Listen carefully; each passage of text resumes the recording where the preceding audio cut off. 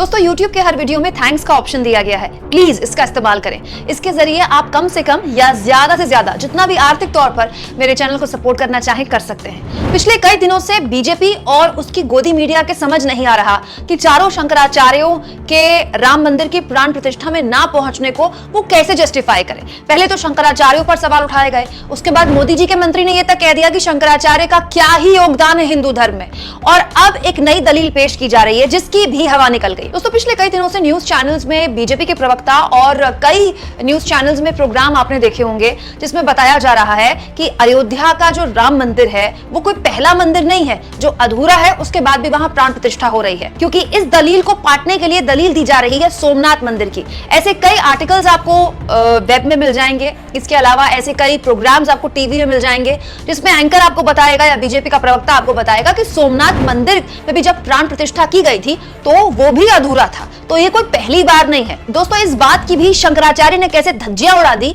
ये मैं आगे आपको बताऊंगी, लेकिन इन आर्टिकल्स को जब आप गौर से देखते हैं तो बकायदा डेट वाइज लिखा होता है कि 19 अप्रैल 1950 में भूमि पूजन हुआ था सोमनाथ मंदिर का।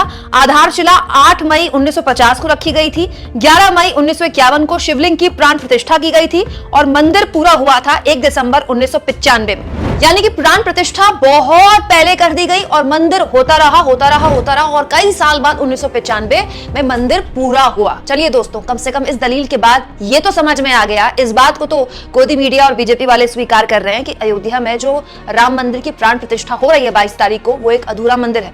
अब जहां तक बात है सोमनाथ मंदिर की, तो दोस्तों शंकराचार्य अविमुक्तेश्वरानंद सरस्वती ने एक इंटरव्यू में इस दावे की भी पोल खोल दी है और शंकराचार्य ने जो बात बोली है वो बहुत गहरी और बहुत बुनियादी बात है। शंकराचार्य ने कहा है कि सोमनाथ मंदिर और अयोध्या के राम मंदिर को बिल्कुल भी कंपेयर नहीं किया जा सकता, क्योंकि सोमनाथ मंदिर में ज्योतिर्लिंग है। आप भी जानते हैं दोस्तों, देश भर में जो 12 ज्योतिर्लिंग हैं, वो जो शिवलिंग होते हैं वो अपने आप अवतरित होते हैं। शिवलिंग कोई मूर्ति नहीं है जिसको बिठाया जाता है और उसके बाद प्राण प्रतिष्ठा की जाती है। दोस्तों देश के अलग अलग हिस्सों में जहां भी भोले बाबा के 12 ज्योतिर्लिंग हैं, वहां वो ज्योतिर्लिंग अपने आप अवतरित हुए हैं और इसीलिए उनकी पूजा की जाती है। मंदिर बाद में बनाया जाता है। तो शंकराचार्य ने भी एग्जैक्टली इस इंटरव्यू में यही कहा है कि ज्योतिर्लिंग में आपको प्राण प्रतिष्ठा करने की जरूरत नहीं, क्योंकि वो तो स्वयंभू हैं, अपने आप अवतरित हुए हैं। आप मंदिर की प्राण प्रतिष्ठा कर सकते हैं क्योंकि ये ज्योतिर्लिंग है, और ज्योतिर्लिंग का एक मंदिर से कहीं से कोई कंपैरिजन करना बिल्कुल गलत है। यह बात कही है शंकराचार्य अविमुक्तेश्वरानंद सरस्वती ने। वैसे कितनी हंसी की बात है, बात बात पर बीजेपी वाले कहते हैं 70 साल में इस देश में कांग्रेस ने किया क्या, और उसके बाद कंपेयर भी